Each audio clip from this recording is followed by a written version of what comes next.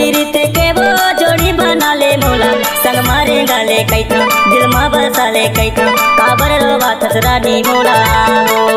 सुन ले मोर दीवानी रानी, संग मारे गाले कैठा दिल मा बसा ले कैठा, काबर रोवा थस रानी मोला।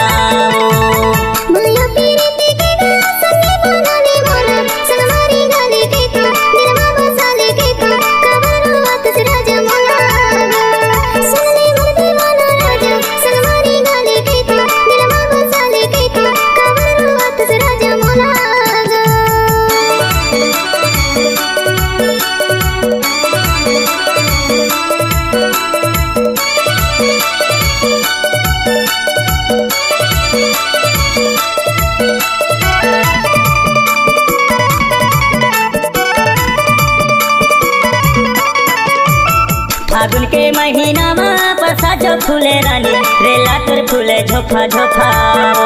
सुन ले मोर दीवानी रानी, रेला तोर फूले झोफा झोफा।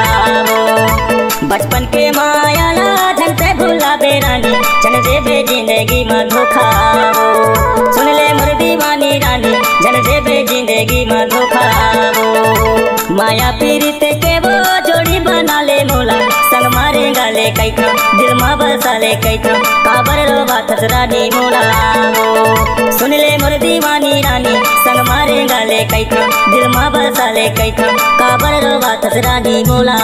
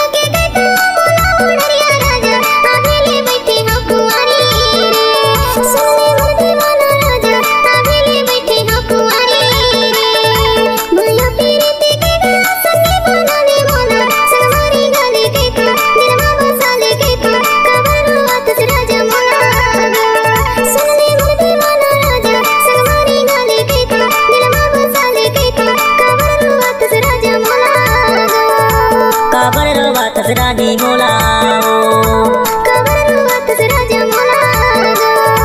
काबर रोवा थस रानी मोला।